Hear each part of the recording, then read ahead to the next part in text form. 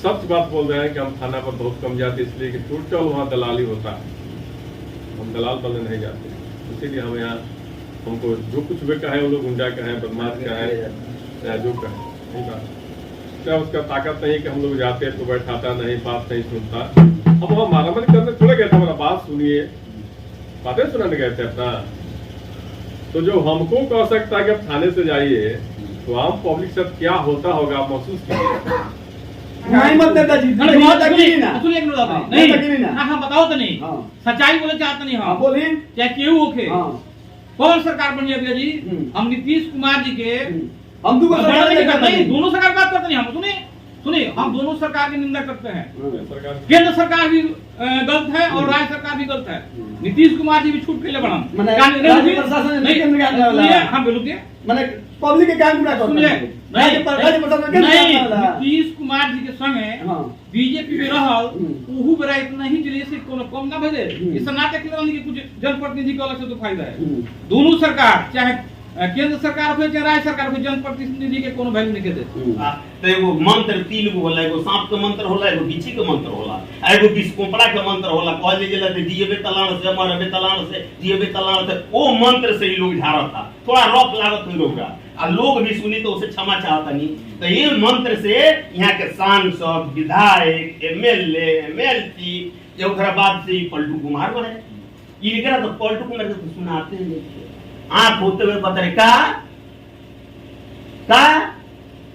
आप तो जानते हैं ये जगह प्रतिनिधित्व करने वाला रात दिन गरीब के बात होती है और उनका लौकते नहीं थे।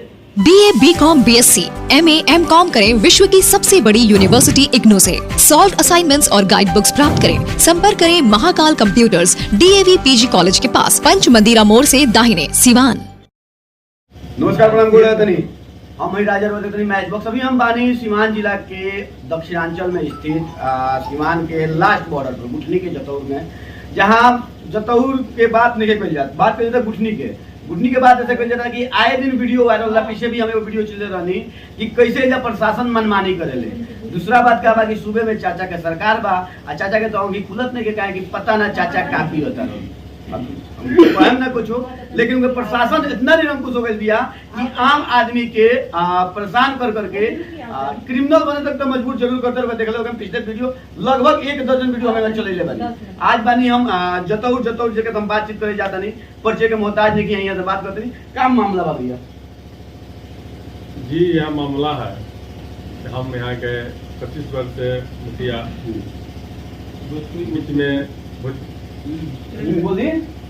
बीच में 2 बार BDC, उप प्रमुख, जिला परिषद मुखिया हैं। जनता की बढ़िया सेवा, मतलब गरीब गुरबा की सेवा करते हैं, इसलिए जीत जाते हैं हमेशा। उसके चलते गांव के कुछ शराब माफिया जो शराब भिजवाते हैं, थाना पर परमानेंट सुबह शाम रात 10 बजे तक हाजिरी भरते हैं, जाकर बड़ा बाबू का सेवा करते हैं। ये लोग हमसे करीब 7 बरस से जुराद हैं। जिसमें हम पर जानलेवा हमला बीच में हुआ था। एक बार हमारे फिर हमको धमकी दिया गया तो उसमें गिरफ्तारी वगैरह हुआ था, अनजान से मारने के धमकी। बीच में इधर 13 तारीख को हमारे फोन पर एक फोन आया कि आप अभियान सिंह बोल रहे हैं। हम बोले कि हाँ बोल रहे हैं, बोलिए। तो बोला कि हम हमारी कंपनी में आपके मर्डर के लिए पैसा आ रहा है, आप केस कंप्रोमाइज क्यों नहीं कर लेते हैं? हम बोले कि अरे भाई बिहार का टोटल तो कंपनी बंद हो गया, मर्डर तो कहाँ से बोल रहा है? कंपनी मतलब मर्डर कंपनी, क्राइम कंपनी से हम बोल रहे हैं। आप केस कंप्रोमाइज कर लिए तो आपका मर्डर कर दिया जाएगा। तो नेताजी जब लोग सुरक्षित है, नाम जानते क्यों सुरक्षित? हम सुरक्षित, हम तो अपने को सुरक्षित, जिला के सांसद के नजदीकी, हिंकर नजदीकी, हुंकर नजदीकी, जब लोग सुरक्षित है, आम आदमी क्यों सुरक्षित? हमारे बारे में क्या सोचे? यही तो समस्या है। ये सब थाना का दोष है, प्रशासन का दोष है कि हम सुरक्षित नहीं हैं। उसके बाद 13 तारीख को हम जाते हैं, जाकर एप्लीकेशन देते हैं कि भाई इस नंबर पर धमकिया है, इसको जांच किया जाए, इस पर तैयार किया जाए। थाना प्रभारी 3 दिन के बाद पर केवल सलाह करते हैं, सलाह करके आराम से अपना एप्लीकेशन प्राप्त कर बैठ जाते हैं। वही तो दिक्कत है, वही बता रहे हैं आपको। बिहार में आवेदन दिया, आवेदन में नीचे को लिफाफा देगा तब तैयार होला। वही हम नहीं कर पाते हैं, जिसके चलते प्रशासन हमको अपराधी समझता है, गुंडा समझता है। इसलिए कि हम थाना पर भी कम जाते हैं, पता कीजिएगा, ब्लॉक पर भी कम जाते हैं, अपना काम करते हैं, मतलब पब्लिक काम पर हम विश्वास करते हैं। चट्टी चौराहा पर नहीं बैठते हैं, अपना या तो भाटा पर बैठेंगे, न दुकान पर, न तो अपना घर पर, न कोई दोस्त बुला लिया, किसी इमरजेंसी में सिवान हो जाते हैं। यहाँ दिक्कत है कि जो भी सुबह जाकर थाना प्रभारी को जो शराब बेचता है, सबसे पहले सुबह पहुंच जाएगा, एकदम आदमी सोए रहेंगे तब तक पहुंच गया, जाकर पहुंच के जाकर उनका सेवा स्वागत किया, करके फिर आया, फिर दोपहरिया में गया, फिर शाम को गया, 10 बजे तक सेवा किया। वो सबसे सुपर आदमी है। जब 13 तारीख के बाद एक घटना घटती है कि हमारे एक समर्थक है रुपेश सिंह, उनको उठा कर ले जाकर समरजीत सिंह, सुनील सिंह, धानु सिंह द्वारा, प्रदीप सिंह, अदित सिंह द्वारा ले जाकर उनको मारा जाता है, घर पर उठा कर ले जाकर। हम फोन करते हैं बड़ा बाबू, तो बड़ा बाबू खैर एक्शन लेते हैं। और तिवारी जी एक पियक्कर यहाँ, जो कि शराब माफिया है, खुदे माफिया है, रात में पी कर पगड़ी बांध कर चलता है, पगड़ी बांध कर किसी को मार देना, किसी को गाली दे देना, मैंने सबसे बड़ा है शराब माफिया, कैटर है एकदम। उसको भेजते हैं तो पहले ही फोन कर देता है कि भाई लड़का को हटाइए, हम आ रहे हैं, नहीं तो लड़का बरामद होगा, द्वार पर तो आप लोग गिरफ्तार होंगे। तिवारी जी के तिवारी जी के ना यहाँ प्रमोद तिवारी के सही है तो मुस्लिम है। हाँ, वो शराब माफिया है, एकदम टिकट कर रहता है।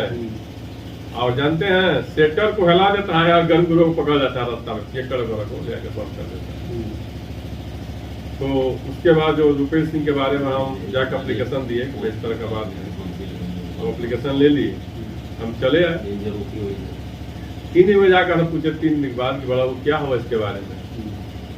तो सरकार कह रही है कि कोई भी प्रतिनिधि आता है तो उसको बैठाइए, बैठकर बात कीजिए। वो खड़े खड़ी बात कर रहा था हमसे, एकदम खड़े खड़ी, हम खड़े हैं, वो खड़ा है, बोलिए क्या बात है। हम बोले कि भाई हमारे एप्लीकेशन के बारे में, रुपेश सिंह के एप्लीकेशन के बारे में क्या हुआ।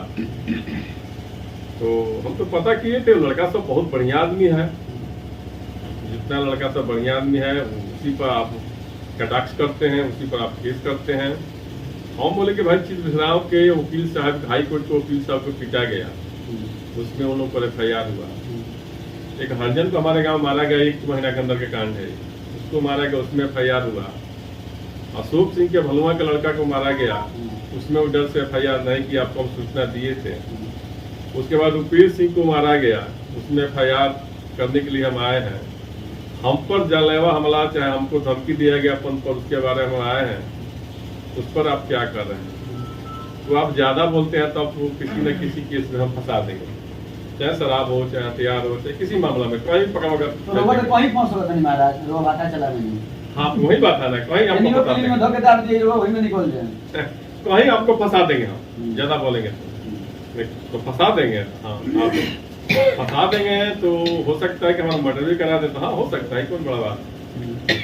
उसके ऊपर बकझक हुआ, हर वाले सोचते हैं कि सुबह में आए यार वो 10,000-5,000 रुपया दें, शाम को आए दें, आटा चावल पहुँचाए, तो ये हम काम नहीं करते हैं ना, हमसे होगा भी नहीं। उसलिए हम जेल जाए, चाहे हमारा मर्डर हो जाए। इसमें हमारा कहना है कि हमारे गाँव में अब भी मतलब हम भी बात चाहें तो हमारे समर्थकों को इतना टार्चर किया जा रहा है कि आज ही यहाँ कुछ न कुछ हो जाएगा, और प्रशासन के कोई भी नहीं बर्दाश्त कर रहे हैं, न सुन रहे हैं। इसलिए हम फेसबुक पर आए, लाइव बोले, प्रशासन का मतलब आँख खुले। अच्छा, प्रशासन की आँख काहे खुली, हमें नहीं बताइए। पहुंचते बानी जल्दी जी जान से साथे बानी लोग, और वे प्रशासन के होता है।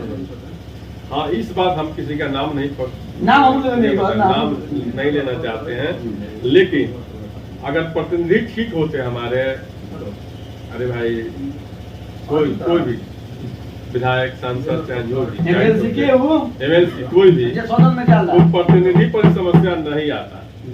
ऐसा उसका ताकत नहीं कि हम लोग जाते हैं तो बैठाता नहीं, बात नहीं सुनता। अब वो मारामारी करने थोड़े गए थे, हमारा बात सुनिए, बातें सुनाने गए थे अपना। तो जो हमको कह सकता है कि अब थाने से जाइए, तो आम पब्लिक से क्या होता होगा आप महसूस कीजिए। सच बात बोल रहे हैं कि हम थाना पर बहुत कम जाते, इसलिए कि टोटल वहाँ दलाली होता है, हम दलाल बनने नहीं जाते। इसीलिए हम यहाँ, हमको जो कुछ भी कहे वो लोग गुंडा कहे, बदमाश कहे, या जो कहे, यही बात है। देखिए जब प्रतिनिधि सुरक्षित निकले तो कैसे सुरक्षित बनी, हाथ जोड़ के वोट मांगे के पड़ेला, लेकिन अपने बैठे के कुर्सी ना मिलेला। ई है नीतीश कुमार के सरकार, ई है सुशासन के सरकार, आई है सीमान। खास तौर पर कहल जाता था यही सारण कमिश्नरी में एसडीएम साहब छाता लेके घूमेलन, एगो प्रतिनिधि हुआ हमन उनके पीछे, लेकिन जमीनी स्तर के प्रतिनिधि के का स्थिति बा, ई चुनाव के पहले रोके दिखाना शुरू कर बानी, एक एक चीज दिखाने नहीं आ देख ले कि का स्थिति बा। ऊपर वही प्रतिनिधि के चूंकि हम भेजले बानी, रोगा भेजले बानी, तो के एसडीएम छाता लेके एसडीओ छाता लेके घूमता, लेकिन आम आदमी जो वोटर होला, वोटर एगो नेता चुनेला, वो नेता के बैठे के कुर्सी लेके दिया। हमारे छोटेलाल जी तनी छोटेलाल जी सीधा सवाल, रोगा दोने से चुनाव लड़नी हुए, चुनाव लड़नी ये स्थिति का है। देखिए सबसे पहले तो आप स्वागत भाई जान हमने के उठने क्षेत्र संख्या 5-6 के हमने के पार्षद बनी सं आ हमने के बगल के मैरवा के भी पार्षद बनी है रजनीश मोदी, हां ये भी उपस्थित बनी, हां रोवा लोग के स्वागत बा। आ एजे के जो स्थिति परिस्थिति बा उठने के बात पे नहीं के देखी, बात गोल गोल मत घुमाई, राजे वो गोल गोल ना घुमाओ, सीधा बैठे जब रोगा कुर्सी ना मिलते जनता कुर्सी कैसे मिले बैठे थे।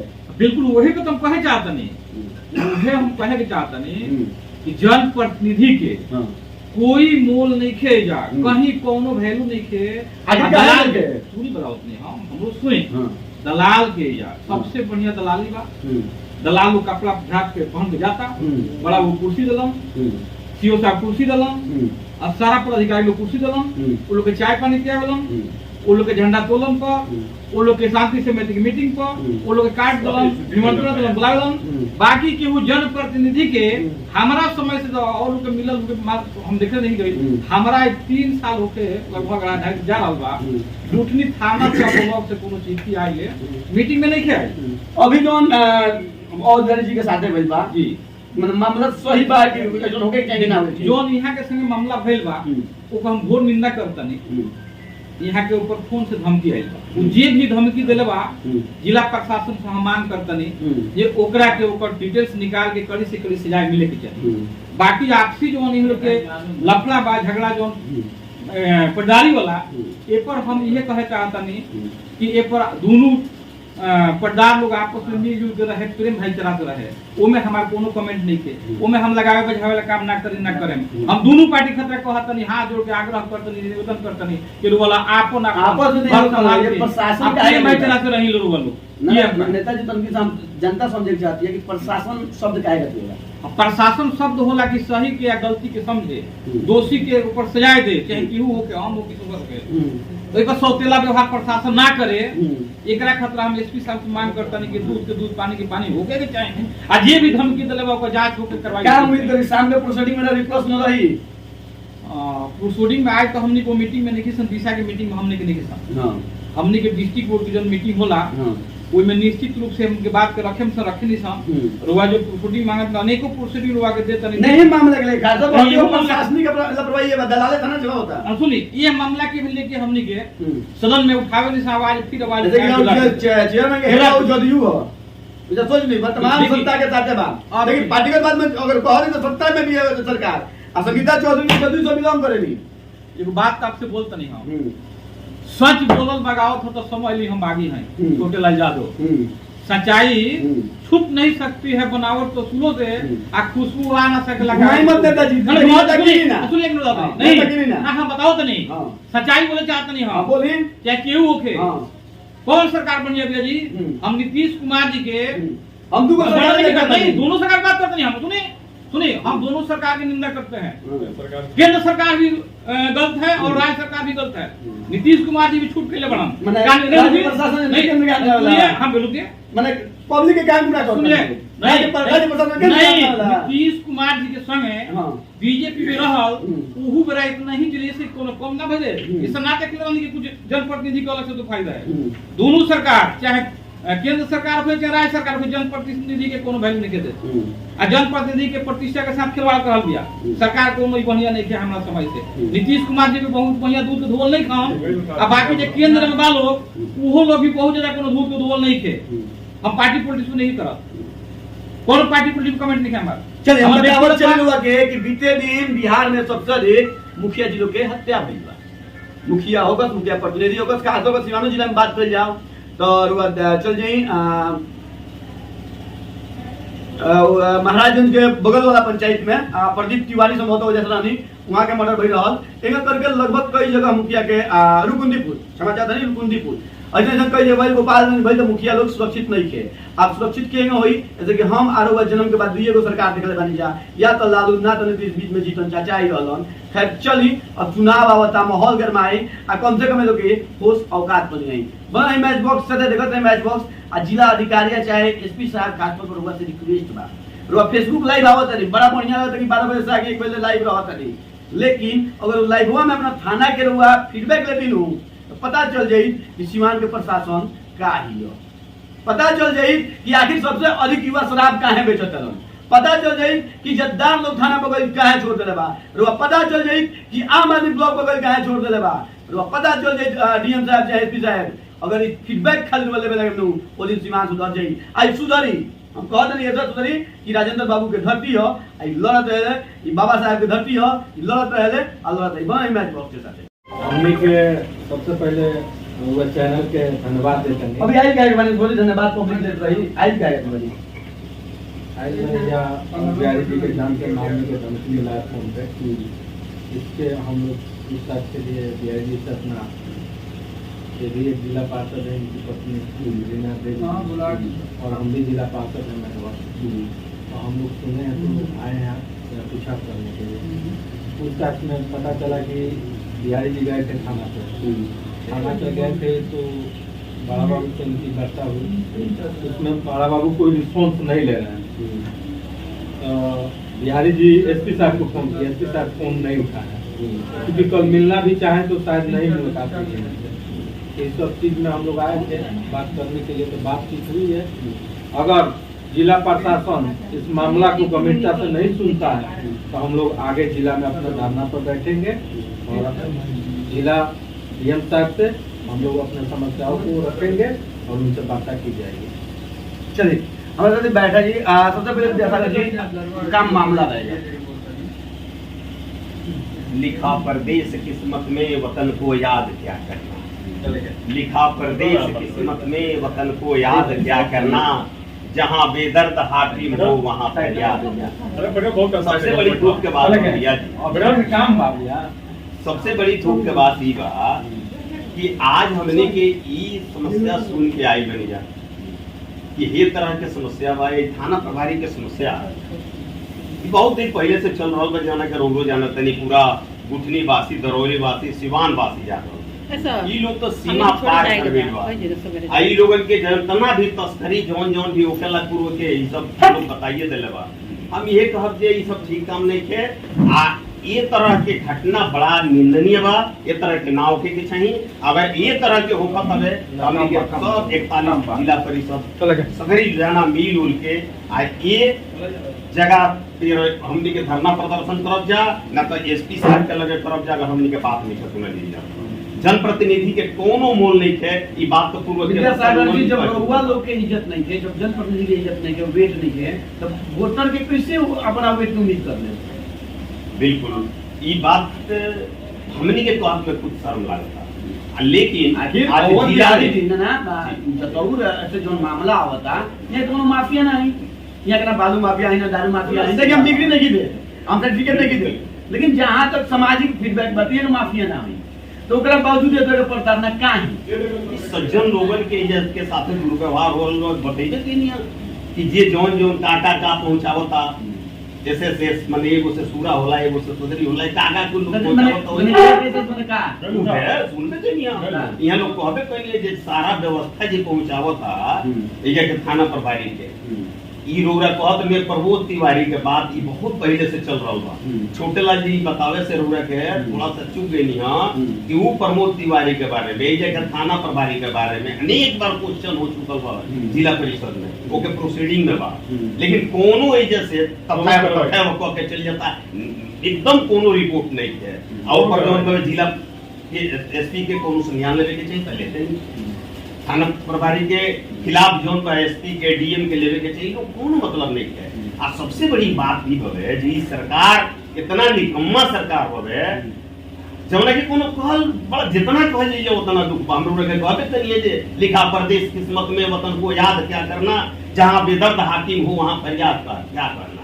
अब एगो और बात कहतनी, ई बात बावे बड़ा के जे सत्ता पर बैठल बड़े, बिहार के सिंहासन पर बैठल बड़े, वो धृतराष्ट्र लेखन बड़े, उनका तो लौके नहीं करा, लौकते हुए लौकते सत्ता में तो दूध के धोल ना रहनी। देखिए भारतीय जनता पार्टी पार्टी जनता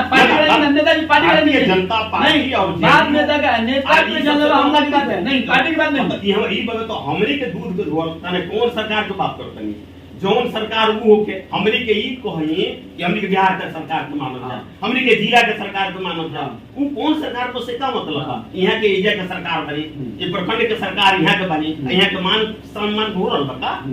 तो ये जनता देख रही है, जनता तो अपना अच्छा कर्म के लिए भी यही सब सज्जन आदमी के जनप्रतिनिधि बनौले दिया। सब जनता बधाई के पात्र बा, लेकिन अब्बे रुआ सुननी है केहू एमपी के बात आइल ह, केहू एमएलए के बात आइल ह, केहू एमएलसी के बात आइल ह। ई तो सुन तनी नो, ई लोग कान में रुई डाल के सुतल बा। ई लोग का बात बा कहली जला एवरी घंट हो जटाओ, मैंने प्रत्येक घटना के कोनो न कोनो कारण होला नो, ताकि का कारण बे जे रात दिन जे रोड पर उखड़ा रहला, पूरी चिल्लाई जनता के साथे हई हो रहल बा, हऊ हो रहल बा, हमरा जनता के ई हो रहल बा, ऊ हो रहल बा। आज उ लोगन के भी नहीं सुना, एजा के प्रतिनिधित्व करने वाला विधायक, करौली के प्रतिनिधित्व करने वाला विधायक, ई लोग सरकार में बा। एगो जौवन नहीं हो आंगनबाड़ी सेविका सहायिका आशा उ लोग बैठता, तो एगो मंत्र 3 गो होला, एगो सांप के मंत्र होला, एगो बिच्छी के मंत्र होला, एगो बिस्कोपड़ा के मंत्र होला। कहल जेला ते जियबे तलाण से मरबे तलाण से, जियबे तलाण से, ओ मंत्र से ई लोग झाड़ता। थोड़ा रफ लागत हुई लोग आ लोग भी सुनी तो उसे क्षमा चाहता नहीं। तो ये मंत्र से यहाँ के सांसद विधायक एमएलए एमएलसी ओकरा बाद से पलटू कुमार बने, ये तो पलटू कुमार तो सुनाते नहीं, आंख होते हुए बता रहे का आप तो जानते हैं ये जगह प्रतिनिधित्व करने वाला रात दिन गरीब के बात बतिये हैं और मुनकरा लौकते नहीं थे। एजा से विधायक हो गए, जेल में रहल लो, लोगन के गरीब से गरीब जनता जो विधायक बनौल बड़ा उम्मीद के साथ कि लोग जीती तो हमनी के दुख दर्द के बारे में ये लोग कही। आज हम इन लोगों से कहता है जाओ लोग, एगो यहाँ के बड़ा सौभाग्य के बात बा, सिवान के धरती के बधाई बा, के लोग के बधाई बा कि यही जगह जीत के विधानसभा अध्यक्ष बनी। वहां का लभनी की ना रहे कि हम भई कहनी हौ कहनी हौ कहनी, अरे रो सुन ली। अगर सुना तनी तो अध्यक्ष महोदय जी, विधानसभा अध्यक्ष महोदय जी, रौरा तनी कान खोल के सुन ली कि जहां बानी उस सिवान के धरती डॉक्टर राजेंद्र प्रसाद के धरती है, इस सिवान के धरती मौलाना मजरूल हक के धरती है, इस सिवान के धरती गरीब किसान मजदूर के धरती है। ई लोग रौरा के चुन के अब एजा से ओजा भेजे के काम कइले बा, जो ना पर उरा इतरा तनी या सायरन बजा के चलो तनी रौरा तन की घर शर्म आवे के चाहिए।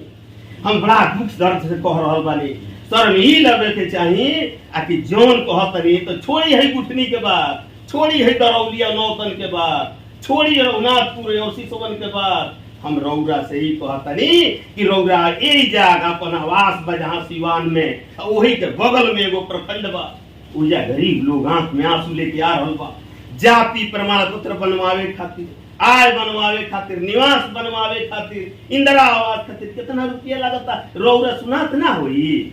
और मार लगतनी गिनवावे जब भाई कहनी हौ कहनी, ए जाके विधायक जी गिनवावतनी हई कहनी हौ कहनी, हो जाके हमरा विधायक जी सदेव जी गिनवावतनी हई कहनी हौ कहनी।